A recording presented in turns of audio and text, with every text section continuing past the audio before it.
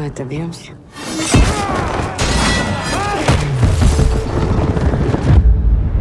Мы будем биться.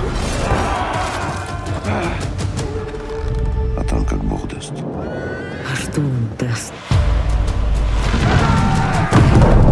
Силу. Выстоять.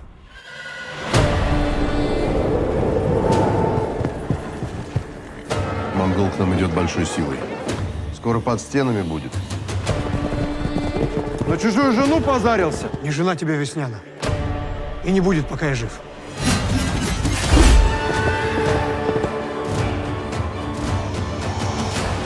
Черт! Ты предал свой народ, когда пошел на службу к нам. Знал, монгол опять на Русь пойдет. Вызнать хотел. Где его сила? В чем слабость? Но если уйдешь, оставив город непобежденным, ты потеряешь все.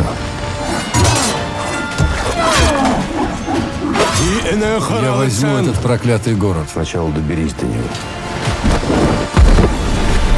Беги. А ты? Я вернусь. Живым вернусь. Нам одним город не отстоять. Стреляй.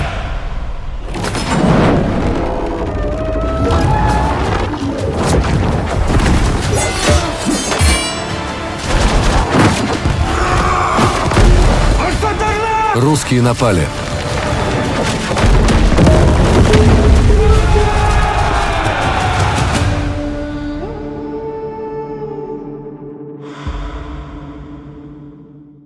С каждого рубля я плачу дивиденды инвесторам. Понимаете, вы сейчас оказались уникальным специалистом, режиссером, продюсером, работающим в нише большого батального кино. Считаю, что здесь, конечно, недоработка, и моя тоже. Это попытка модернизировать историю, сделать ее понятной для молодых. Это обречено на огромные убытки. Добрый день. Сегодня в гостях у «Сердитого пряника» режиссер и продюсер Константин Буслов. 29 января этого года на экраны страны вышел великолепный эпик под названием «Злой город». Это рассказ о городе Козельске, том самом городе, который татары не могли взять и который за это прозвали «злым городом».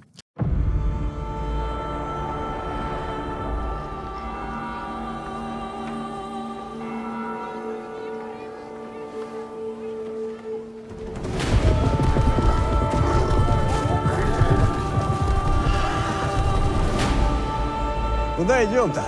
Козельск город оборонять.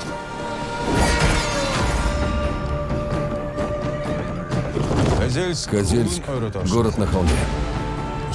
Глубокий ров с водой и высокие стены. Сила любой крепости не в стенах, а в людях, которые ее защищают. Кому жизнь свою не жаль положить в бою с ворогом, тот придет к славе. А кто слаб духом, пусть уходит прямо сейчас.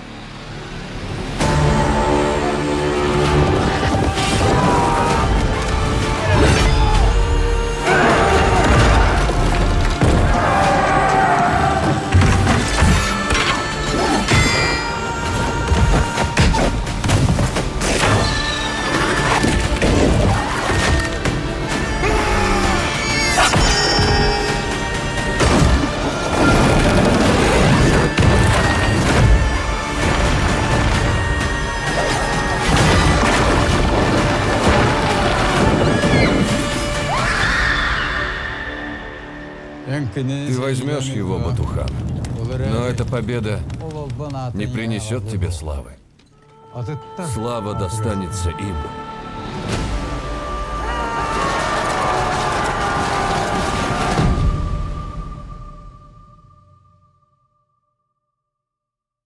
Фильм снят просто великолепно. И я хотел бы спросить, это лучшее, пожалуй, из того, что я видел из исторических фильмов российского периода, скажем так, нашего кино. Я здесь не беру «Войну и мир», где там 10 тысяч человек в массовке. А вот вообще, как появилась сама идея? Я понял так, что его начали делать где-то после успеха «Сердца Пармы». На волне этого успеха, или я ошибаюсь? Ну, сценарию этого фильма уже 5 лет. «Парма» выходила, насколько я знаю, позже, чем этот был сценарий написан.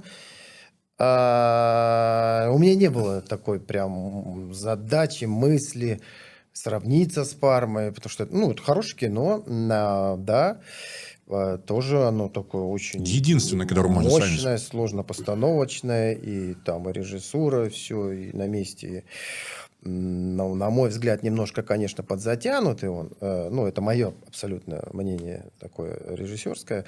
Но фильм хороший, если говорить про «Парму». У нас не было такого прям вот референса. Скорее для меня были референсы. Это «Царствие небесное» Ридли Скотта. Так, может быть, даже, если говорить про структуру, может быть, это где-то ближе к «Семи самураям», туда, если дальше копать, да. Либо есть прекрасный фильм того же Сержа Леона «Великолепная семерка».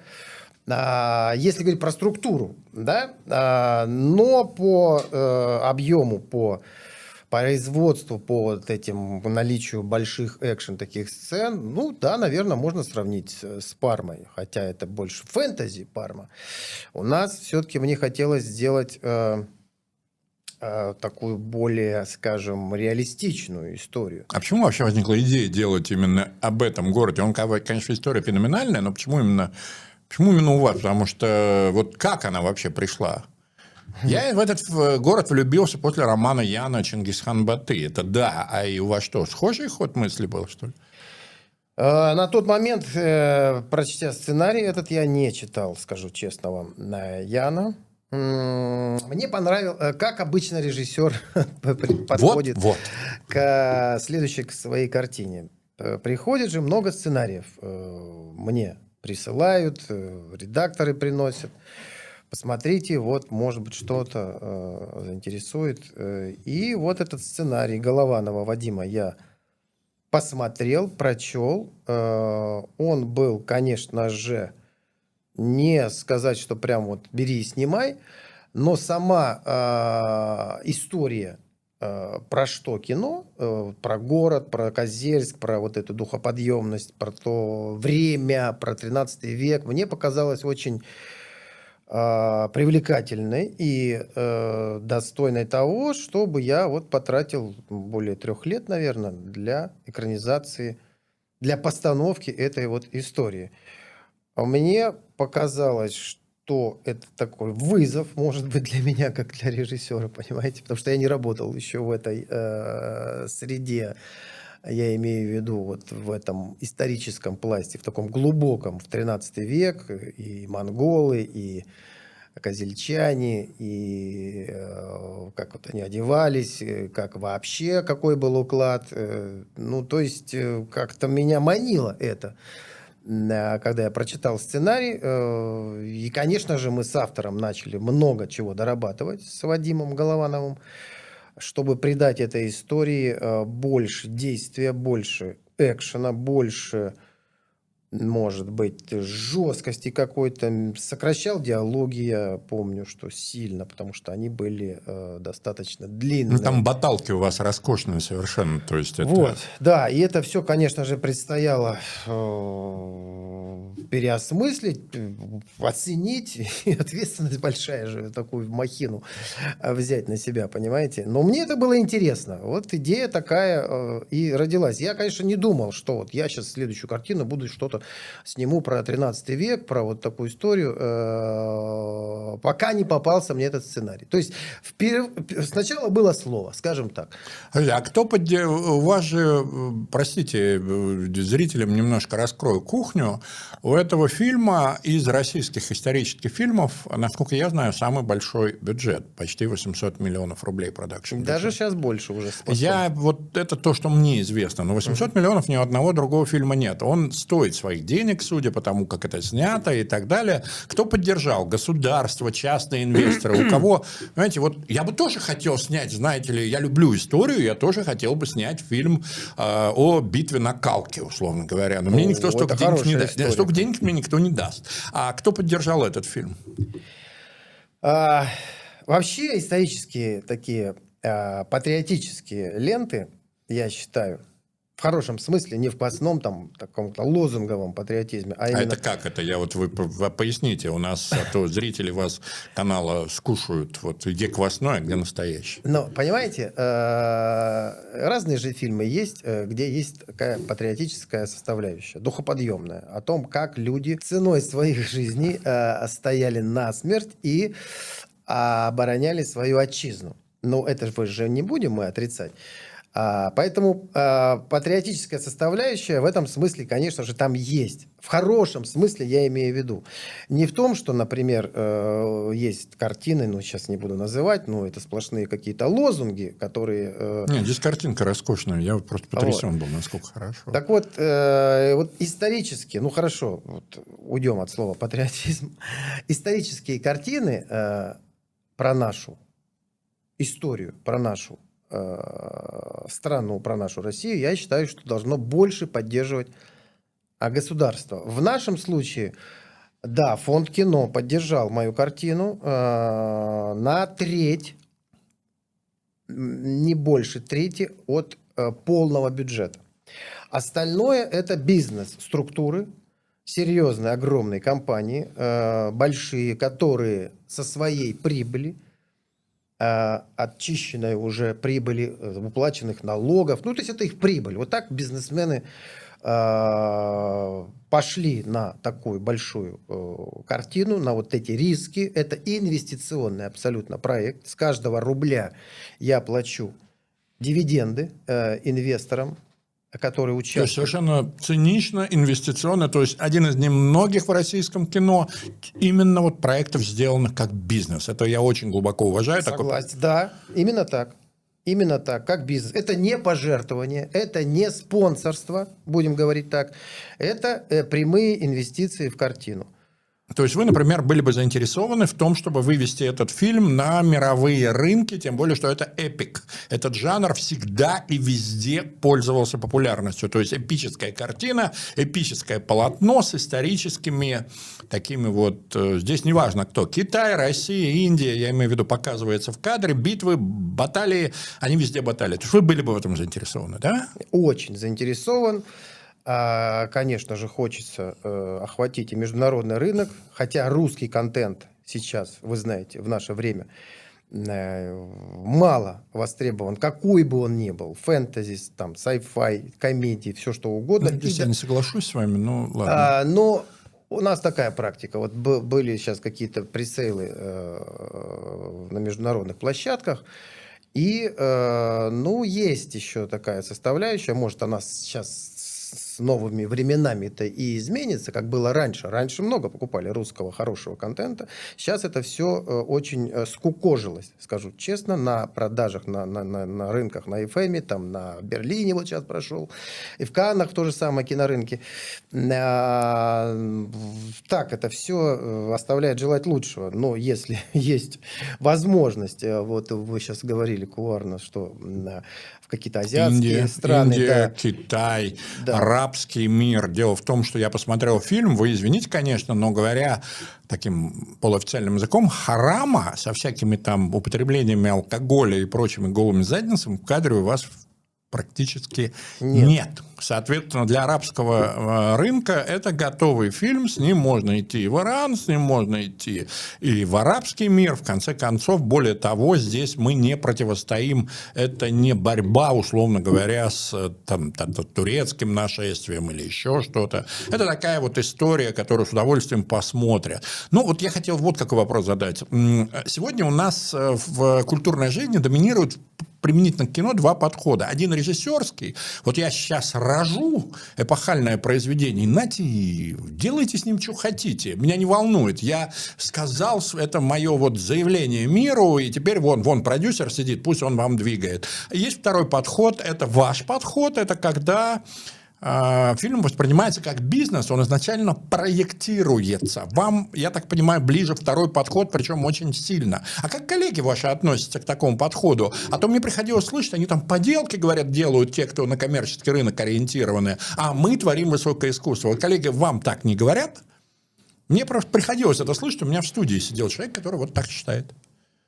Ну, мне так не говорят, потому что, боятся, как правило, мои фильмы более-менее, честные получаются и, исторически верные.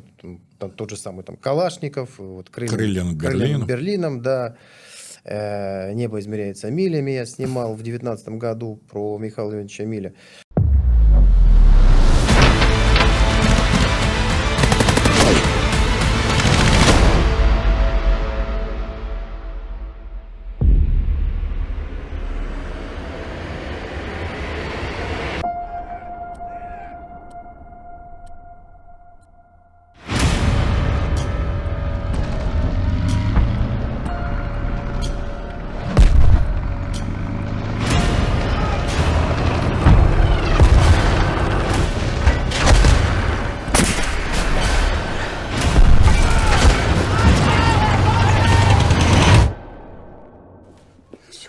Ребята, мы здесь. Звать как? Старший сержант Калашников. Напишите, что я гонен. Товарищ капитан. Уходи, сержант.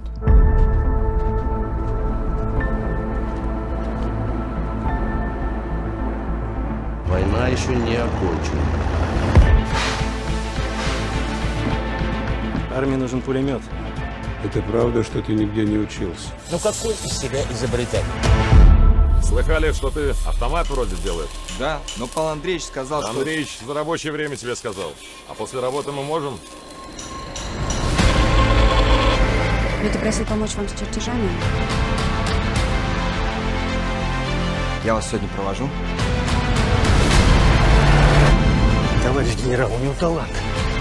Да слышали. По итогу что? По итогу деревенский парень без образования на равных конкурирует с лучшими конструкторами страны.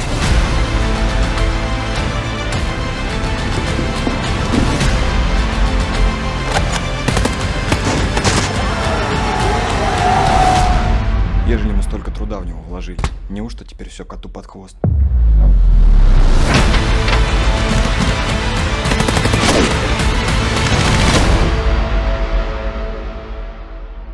И я стараюсь делать качественное кино. Да, я в двух, получается, здесь ипостасях. И как продюсер, и как режиссер. За что... Они не сталкиваются между собой? Ну, они сталкиваются там внутри.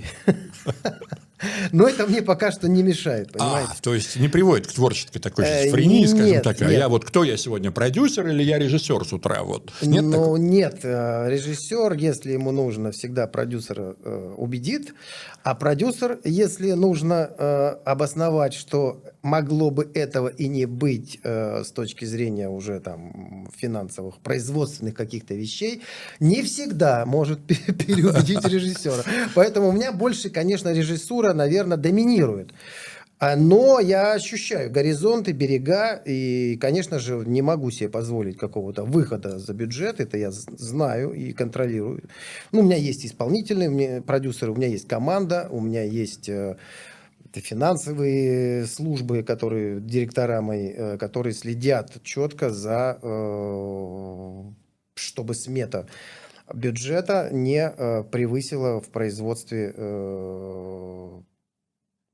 указанных и запланированных показателей. А можно я вам неприятный вопрос задам? Да.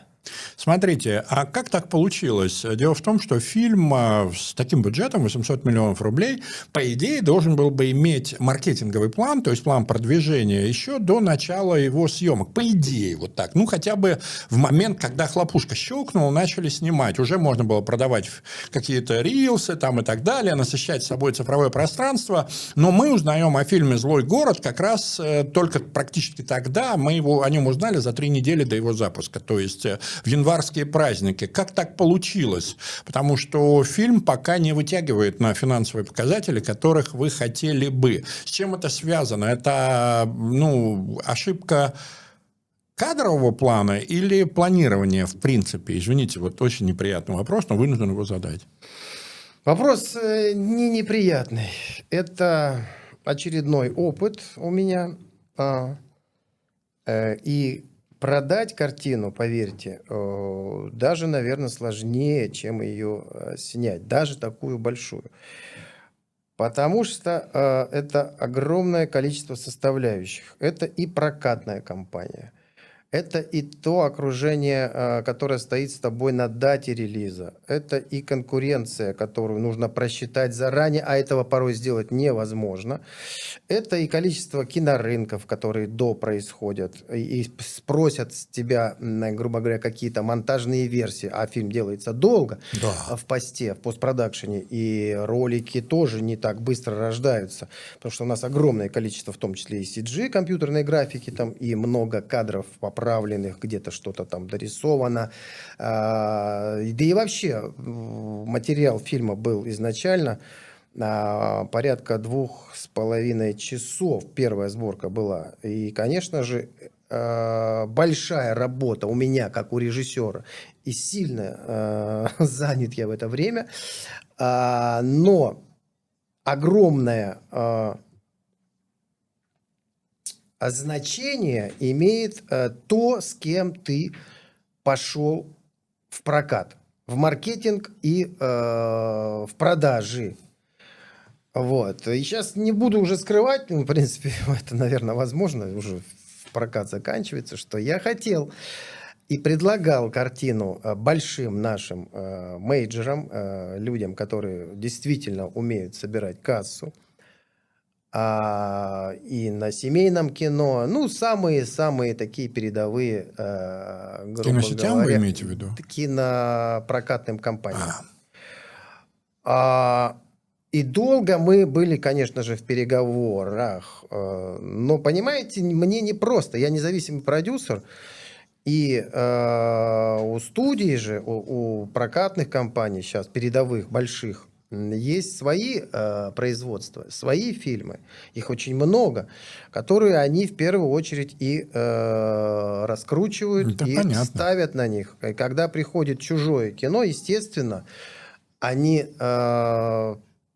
осознают, что можно собрать на этом денег, но если говорить про даты релизов, в первую очередь, конечно, ставятся свои картины. Слушайте, а у меня тогда следующий вопрос. Понимаете, вы сейчас оказались уникальным специалистом, режиссером, продюсером, работающим в нише большого батального кино. У нас в России таких съемок, разве что про Великую Отечественную войну, там я видел фильмы, где, вот понимаете, это кино же производство. Конечно. То есть вы умеете делать исторические фильмы не в режиме камерности, все сидят в темной хате и чего-то там друг другу рассказывают, нам потом говорят, вы знаете, это Борис Годунов со своей вообще женой. Вы сделали фильм именно реалистичный эпик. Таких режиссеров у нас аналогов сегодня нет. Можно рассчитывать, что, я уверен, вы еще вернетесь к этому жанру, вот, то есть обладая такой уникальной компетенцией, Конечно, вернусь. Если я найду бюджет, соберу деньги, уже с участниками рынка, с каналами. Они будут вас знать. Вы даже передовыми. Они меня и так знают все. Нет, я не про это. Они вас знают как специалиста, в принципе, как режиссера. А здесь вы становитесь специалистом в конкретном жанре. Знаете, как... Для меня всегда режиссер – это такой спортсмен, который физкультурник. Он может поиграть здесь, может поиграть там, может поиграть здесь.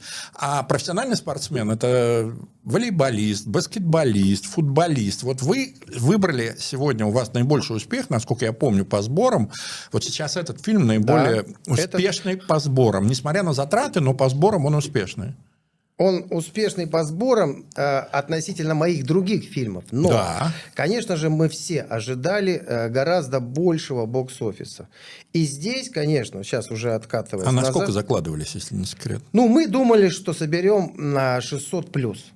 Пока что цифра подходит к 400. А сеансов все меньше и меньше, выходят новые релизы, все сложнее и сложнее. Зритель и готов идти, но уже не первый, и не второй, и не третий уикенд. И, конечно же, новые фильмы, которые встают, им отдают больше сеансов. И здесь и с этим ничего не поделать. Вот. Но есть продажи у фильма и другие. Есть и цифровые платформы, и телевизионные права, которые проданы у меня сейчас уже до 30-го года. Неудивительно. Если не больше, да. Есть намерение уже у каналов работать дальше и вкладываться в следующие картины. Это тоже, я считаю, большой результат. Это goodwill, то, что по-английски называется goodwill. Вас воспринимают, вам готовы давать деньги. Вы мне прям бальзам на душу льете. Я говорю, это вот вы первый человек, который из крупного киномира, кино- и телевизионного, который не рассказывает мне, что вот есть идея, а деньги – это грязь. Нет, так оно не работает. Нет, деньги, без денег кино не снять. И как когда-то сказал Скорсезе, я смотрел много его интервью и много его документальных фильмов, он, по-моему, на «Волк из Уолл-стрита» сказал, что хорошо, что бизнес пришел в кино. И бизнес даже не связанный с кино, а пришел и инвестировал. Там тоже были у него часто фильмы, кстати, у Скорсезе, у Мартина. Не все далеко фильмы кассовые. У него вот так вот тоже вот хорошие фильмы. И сейчас не сравниваю себя с ним. Нет, есть понятие подхода. Да. То есть... Понимаете, конечно же, кино, хорошее, большое кино требует денег, больших бюджетов. За 3 копейки кино ты не снимешь, и за полбюджета, который запланирован, его не снять. Просто не снять. Можно остановиться, можно снимать 5 лет, а можно снимать еще и 15 лет, как есть такие аналоги. Да. Как Герман снимал. Вот. И если ты не собрал бюджета изначально, то не стоит и даже запускать картину, потому что это обречено на огромные убытки. Группа встанет, платить им будет нечем, они разбегутся, актеры уйдут, графики свои другие, и все, картина твоя заляжет очень надолго. И даже если ты соберешь деньги потом впоследствии, то, соответственно, трудно будет потом собрать, привести этих же актеров, команду твою, потому что они все уходят на другие проекты, они не сидят, просто и не ждут. Вот такая везде система производства, не только в России. И я, как продюсер, конечно же, осознаю эти риски. И у меня были моменты, скажу вам, такие, что вот на фильме «Калашников», например, это старая история, не хочу ее там сейчас афишировать, но я вспомню. Мне пришлось продать дом, чтобы доснять кино и чтобы группа не разбежалась. Понимаете? Вот. Ну, потом-то вернули себе дом, купили? Нет, он был продан с молотка, но я потом со временем построил новый. Ну то есть... Это хорошо. На самом деле это хорошо. Слушайте, а вот у меня тогда такой вопрос. Смотрите, у вас фильмы, ну, как минимум берем Калашникова, как минимум берем «Злой город». Здесь вот какая вещь. Мы, например, активно работаем с индийским кино, и там действует вот какой подход. Они тоже относятся к, ну, скажем так, одному из кинематографов недооцененных. То есть и индийский, и российско-советский кинематографы в глазах мирового зрителя немножко недооценены. Но индийцы сегодня пошли на модель глобальных запусков. То есть у них все фильмы запускаются в нескольких странах мира. А вот у вас ведь тематики, что у Калашникова, что сейчас, они прекрасны. И почему не выбрали это? Или, как говорится, пока не задумывались об такой модели? Понимаете, как устроены международные продажи? Вот вы говорите Индия, там Китай, Арабские Эмираты, все что угодно. Но есть рынки, кинорынки большие. Мы все знаем. Это American Film Market, AFM, да, в Лос-Анджелесе. В прошлом году был, он сейчас вот был в Лас-Вегасе, уже впервые. Дальше у нас что идет? Берлинский кинофестиваль и кинорынок там же проходит, где все международные продажи происходят. Дальше идут Канны майские, там идет фестиваль и там идет рынок. Кинорынок большой. Дальше идет, ну, может быть, Торонто, где меньше уже таких пресейлов. На всех этих Слушайте, рынках... а можно я со своих карт Тихо, тогда? я вам сейчас, подождите, объясню. Хорошо. Я вам объясню. Значит, на всех этих рынках присутствуют и Индия, и Китай, и все купцы, покупатели, точнее, контента, который они смотрят, который они считают потенциально, заработают они на нем или нет. Так вот, я не знаю, как там, может быть, кто-то заходит со стороны в ту же Индию или там в Китай, хотя это невозможно. Там квоты.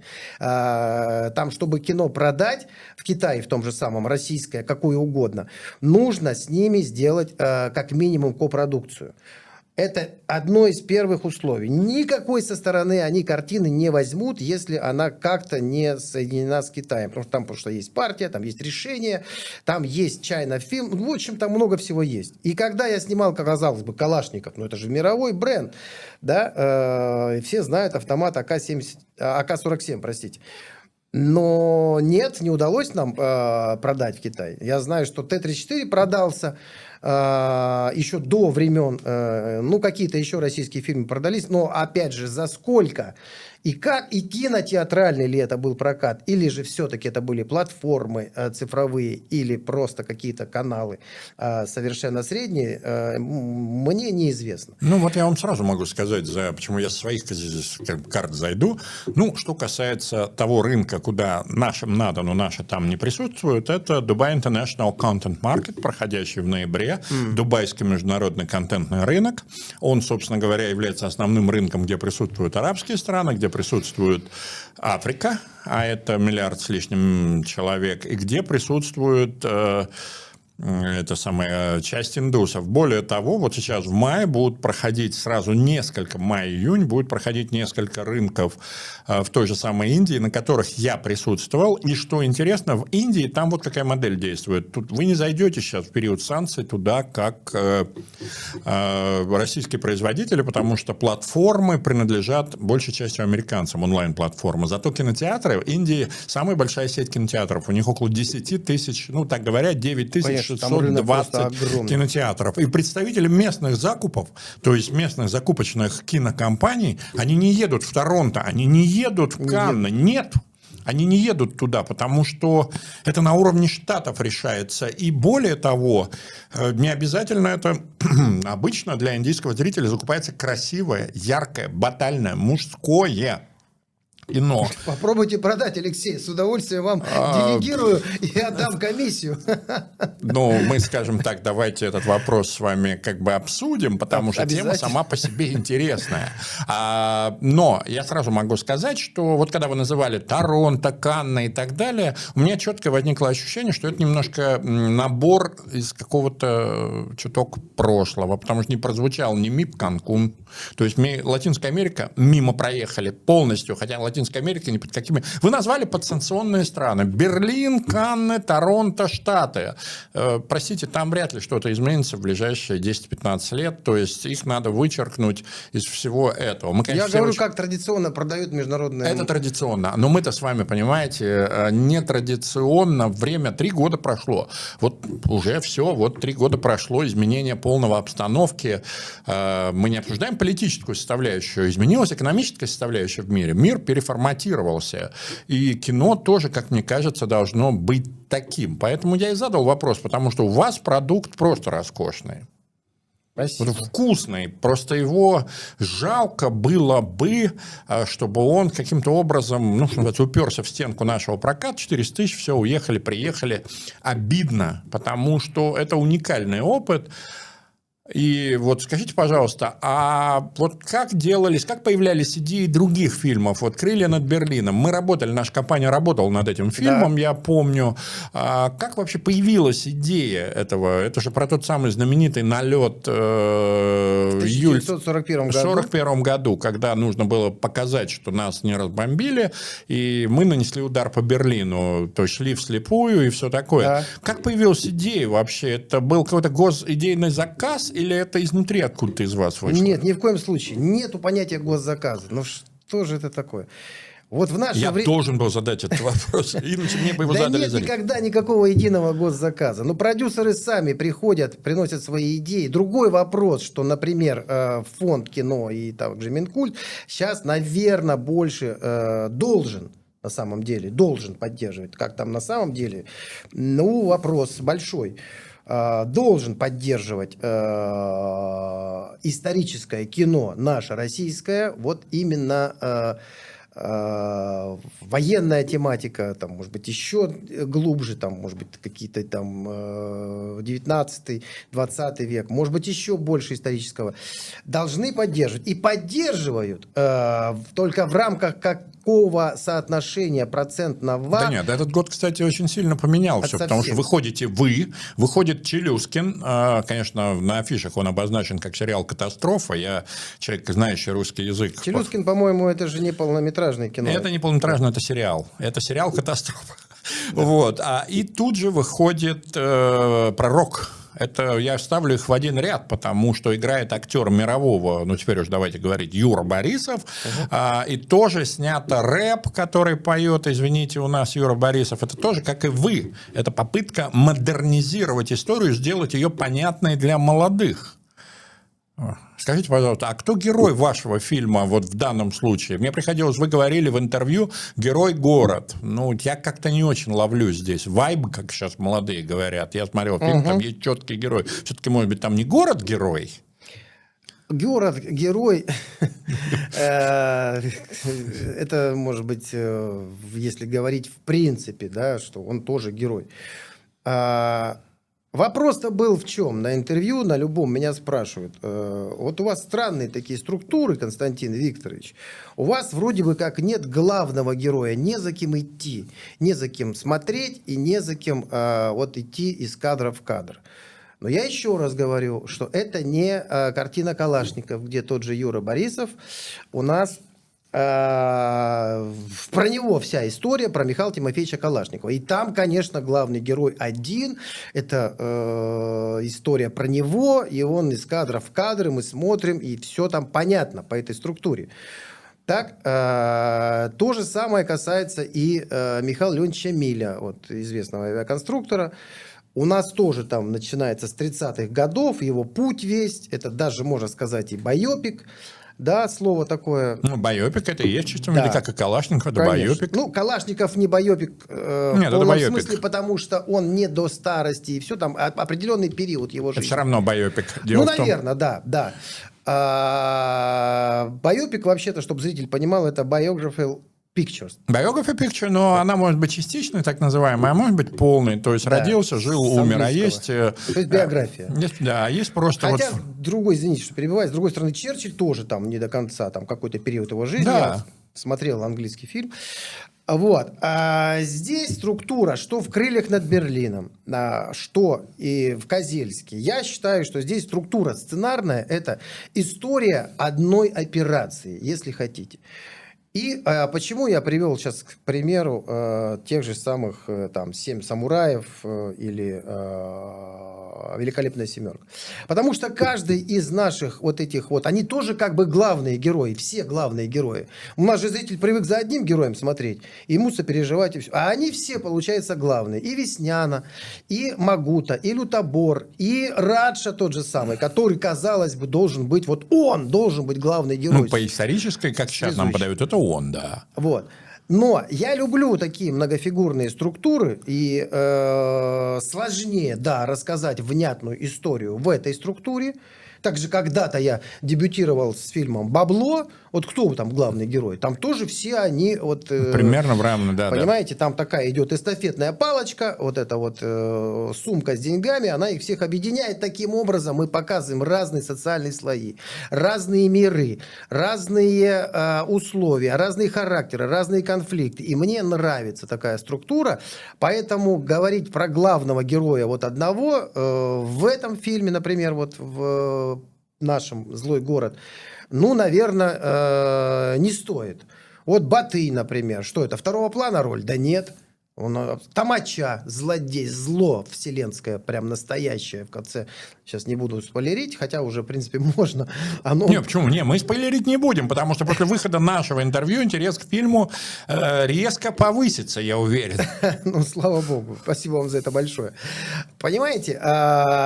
И вот я не соглашусь, что нету там главного героя, и поэтому структура сыпется, и фильм от этого теряет. Нет, это не так. Вот я не люблю эти рассуждения, ковыряем носу, а вам вот там структура сыпется, еще что-нибудь. Ну да, я же кино делаю для зрителя, понимаете? Критики могут говорить все, что угодно. Это как мы говорим, у нас переводчики, мы переводим фильмы, и нам постоянно задают вопрос. А вы знаете, что про вас коллеги говорят? Я все говорю, знаете, мне глубоко... что про меня говорят коллеги. Мой главный судья – это зритель. Или он смотрит эту комедию, и ему смешно, или я объясняю коллегам, что у меня тут, извините, какие трансформации лингвистические выполнены. Вот я вас понимаю очень, потому что сыпется у них. Ну, у них сыпется, у вас нет. Правильно? Так, совершенно, да. У меня тогда будет еще один вопрос. А вот когда, например, вот такие фильмы делаются, ваш один из главных противников, когда вы делаете исторические фильмы, это душнилы. Это люди, которые, вот у вас там это... Броня не так сделана, или костюм. Ну, такие диванные критики. Нет, это именно душнило, они не критики, они это все знают, потому что они все книжки читали, они во всех этих чатах ведут обсуждения. Это, знаете, разговоры серии «мал клоп да вонюч». То есть такой человек, заметивший, что у вас чешуйка не того цвета на панцире, он же способен вынести 10 тысяч человек вот своим мнением. У него же куча времени. На вас душнило нападали, или вы какие-то предприняли все-таки меры вместе с костюмерами, с дольщиками, чтобы вообще это избежать, а? Ну, конечно же, мы старались сделать это максимально близко к тем образом и известным на тот момент эскизам, картинам. Исторический консультант у нас был Кремлевского музея на Красной площади, кандидат исторических наук Игорь Кураев. Я с самого начала, даже со сценария его привлек, и много он нас консультировал и по костюму, я хочу сказать, и по реквизиту, по мечам, щитам, круглые, рисунки на щитах, каплевидные, да, вот это вот все. Реквизиторы, он приходил к нам туда всегда на Мосфильм, у нас там база, огромное количество костюмов там изготавливается. Кстати, все костюмы и реквизит были изготовлены полностью. Ничего практически в аренду мы не брали. За исключением, может быть, там 3-5 кольчуг, которых добирали. И все. Так вот. И все костюмы принадлежат вашей компании? Абсолютно мне. Да, нам принадлежат. Извините за циничный вопрос, но вы же еще и Козельск заново построили. Построили в чистом поле, да. А где это чисто поле? Это Тверская область, Зубцовский район. Огромный выстроили город. Вообще просто в чистом поле. Когда приехал Сергей Февралев и вот так пальцем тыкнул туда, что вот здесь Козельск будет? Похожая жиздра течет. Смотри, здесь холм. Вот здесь надо строить. Ну, это понятно, были земли инвесторов. И там вот зародилась эта стройка.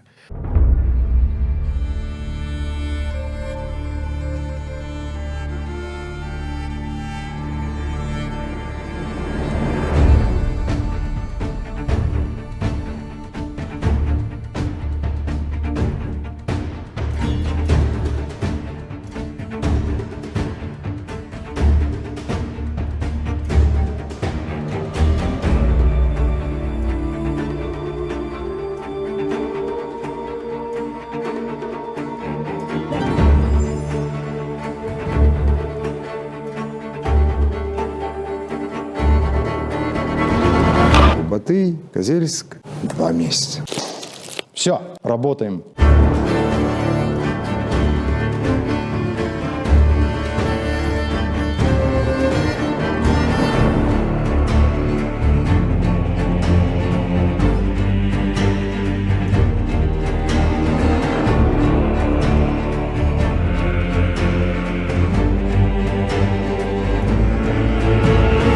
Самые сложные съемки в моей жизни.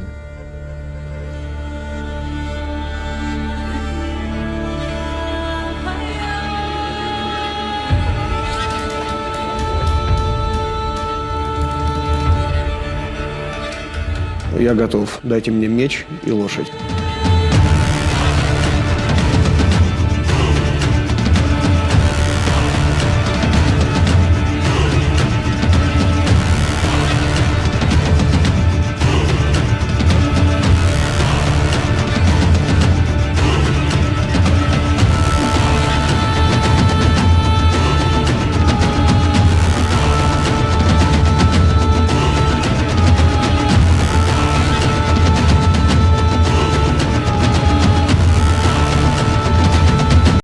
И поверьте, 2 года ушло на вот это все строительство, потому что задача была сделать не просто какие-то из горбыля декорации, которые ломаются потом. То есть, с одной стороны так, а с другой... бульдозером и сжигаются. Нет, была задача у меня, как у продюсера, у генерального, да и режиссера тоже, сделать город, который, с одной стороны, можно было в нем снять все, что нам хочется, улицы, дома, верхние точки, чистокол этот, круговая вот эта оборона, мост вот этот вот большой, на котором огромное сражение, монгольский стан за мостом. Так, чтобы это все простояло минимум еще лет, уверен, 50, а то и 70. У меня тогда вопрос. По сути, вы построили кинопарк. Да, можно сказать так. Совсем цинично. И теперь любая сериальная команда, которая соберется снимать про то, как братья грызлись между собой в период российской феодальной раздробленности, может заезжать в этот киногород и снимать там. Да, уже так делают. А уже делают? Да. То есть вы, по сути дела, это же вторая сторона бизнес-проекта, по сути дела. Да, да. Потому что из, простите, дерьма и палок построить декорации – это одно, а другое дело построить киногород. Ну, вот как сейчас в Новой Москве же есть целый огромный кинокластер, в котором очень хорошо сделаны и вокзалы, и какие-то там временные постройки. Ну, то есть это тоже, по-моему, Сергей Февралев там одно время приложил руку. Очень хороший художник, хочу его отметить, что он такой... масштабно мыслит и... Кинохудожник именно. Да, художник-постановщик именно. Главный художник у нас он по картине. Были еще художники, конечно, там много. И Максим Козлов был художник-постановщик, и огромное количество декораторов. И вот эти все троны резные, и двери, ставни, окна, из бычьего пузыря. Все это сделано было слушайте, а у почему нас. вы не приглашали, вот извините, циничный вопрос, я довольно много общаюсь, сам увлекаюсь историей, знаю, что исторические чаты, исторические блоги имеют десятки, а то и сотни тысяч подписчиков. Чего бы вам не пригласить было их там провести пресс-конференцию в этом городе, чтобы они, или провести для них экскурсию перед запуском фильма? Ну, извините, я влезаю в это во все, но это бы имело колоссальный успех. Ну, наверное. Поймите, я же тоже не могу быть о 7 головах. Я вот кино сделал, кино нужно было смонтировать. Мы с вами будем дружить. Снять, понимаете. И, конечно, мне не хватало, наверное, мыслей маркетинговой команды, которая бы мне окучила просто всякими предложениями. Считаю, что здесь, конечно, недоработка. И моя тоже, я не отрицаю. Ну, я не собираюсь вас, типа, вот ваша, не ваша. Это вопрос, извините, когда у вас проект идет столь масштабный, я вообще, вот что называется, на одной мощи проекта, вот 400, вы собрали сейчас вот эти 400 миллионов, ну, соберете, я думаю, 500 там плюс, с международным прокатом, я верю в вас. Нет, мы соберем в боксе, я думаю, что где-нибудь, до 450 мы дотянем, дальше у нас... А международный прокат? Международный, конечно, вы же нам поможете с Индией и с Китаем. Да, обязательно, и скорее с арабским миром, вот. Вот, поэтому... В Китае мы правильно причем сказали. картины же зарабатывают в долгую. Это достаточно, можно сказать, даже венчурные проекты. Потому что с каждым годом, вот, допустим, мы отдаем права на цифровые... 8 лет работает в среднем хорошая картина по всему циклу прав. Это я из своего курса киноэкспорта вам сразу сообщаю. Я веду этот курс для наших кинематографистов. 8 лет работает в среднем проект вашего вот масштаба этого. До 10 лет может работать.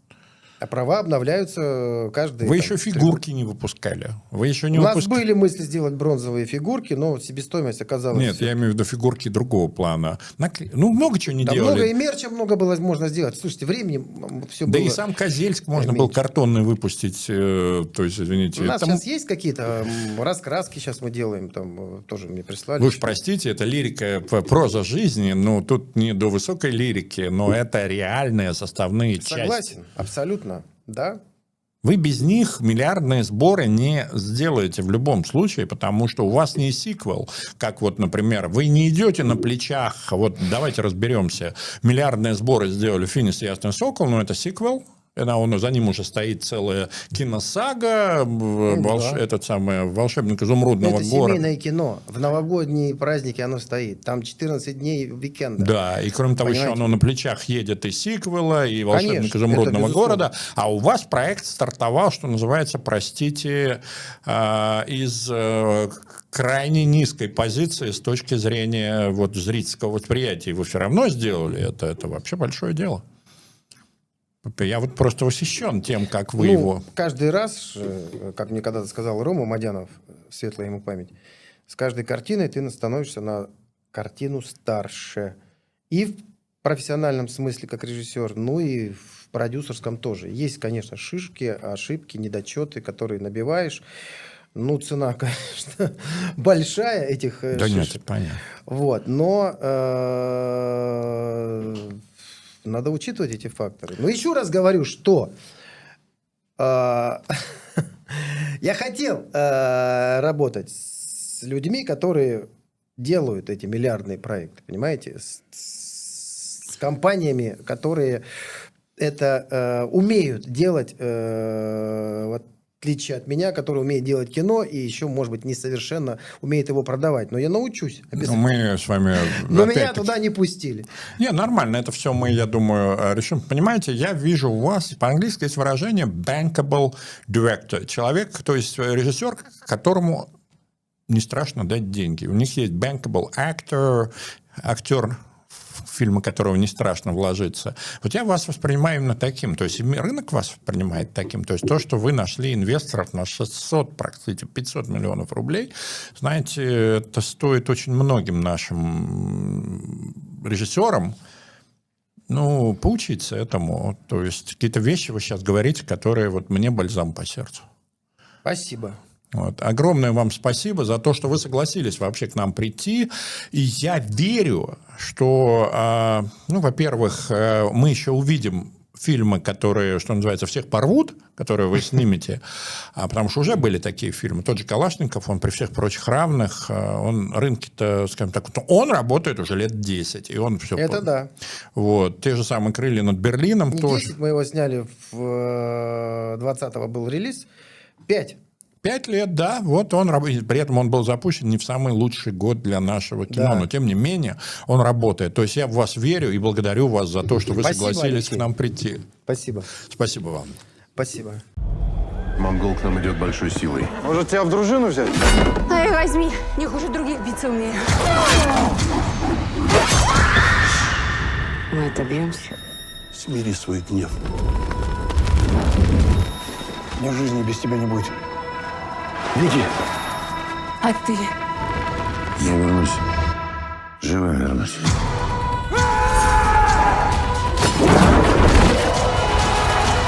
«Злой город». В кино с 30 января.